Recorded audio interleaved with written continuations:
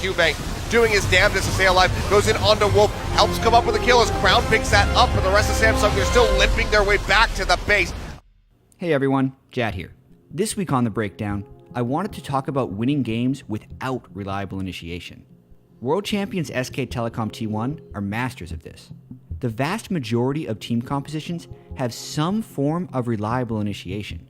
Initiators like Ashe, Maokai, or even Malzahar can be a fantastic tool for catching people out of position or to quickly force a teamfight while ahead in order to snowball the lead. SKT, however, more than any other team, often opt out of high initiation team compositions due to their talent for closing out games. In Game 2 of their 2016 World Championship Finals rematch against Samsung Galaxy, in Week 5 of the 2017 LCK Spring Split, SKT once again picked a team composition that lacked reliable initiation.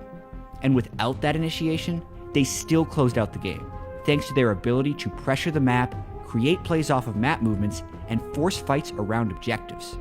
Let's get into it. Against Samsung's team composition, which has strong initiators in Cubane's Maokai and Ambition's Rengar, the danger of SKT getting picked off is high. The way SKT plays around this is threefold.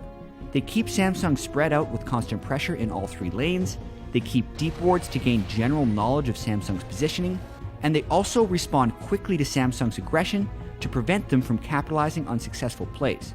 All three of these things can be seen in action 26 minutes into the game. SKT are positioned to push all three lanes with Faker in the top lane, Bang, Wolf, and Peanut in the mid lane, and Huni with Teleport pushing out the bot lane.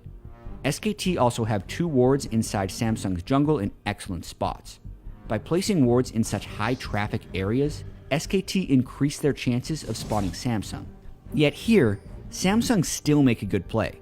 By seeing Faker top and Huni bot, Samsung know that they can overpower SKT in the river and gain an aggressive angle onto Faker. While Faker is able to Valkyrie and flash back towards safety, the rest of SKT attempts to respawn, and eventually Huni falls in the small teamfight. The thing is though, due to SKT's map pressure, with no minions to push in the top lane, as well as pushed lanes in mid and bot, the only advantage Samsung gains here is the one kill over SKT. In fact, after the fight, SKT destroys Samsung's control ward and regain control of the river, maintaining their overall map pressure. Let's compare Samsung's kill onto Huni at 26 minutes to SKT's kill onto Crown 6 minutes later.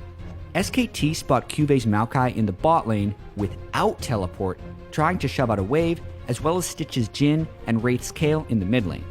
Therefore, when they spot Crown's Victor with the ward in the river, they know that they can cut off Crown and force a numbers advantage. Peanut and Faker hop the wall and kill Crown. The difference here, though, is what happens after. Since Cubane's Maokai was bottom without teleport, and Stitch and Wraith were behind the halfway point of mid lane, SKT immediately turn for Baron and secure it. Huni then casts his Rumble ultimate onto Ambition, and thanks to the speed boost from Wolf's Karma, SKT run Ambition down for their next kill. Now, since SKT already have a minion wave in the mid lane, they push in to destroy a turret, and since they know they have a numbers advantage mid lane, it frees Faker up to push in the top lane and take yet another turret. Within this 70-second sequence, SKT increased their gold lead by 4.8 thousand, and it was possible because of SKT's map pressure and their ability to punish Samsung for the smallest mistakes. But that wasn't all SKT had in store. Many teams struggle with a large lead when they lack reliable initiation. SKT thrives. After extending their gold lead to nearly 10,000, SKT begins setting up around the Elder Dragon. Since the Elder Dragon is in a fixed location, Samsung need to come to SKT if they want to contest it. And by setting a trap around Elder and waiting for Samsung, SKT essentially create their initiation. SKT then push Samsung away from the pit and force several back to base.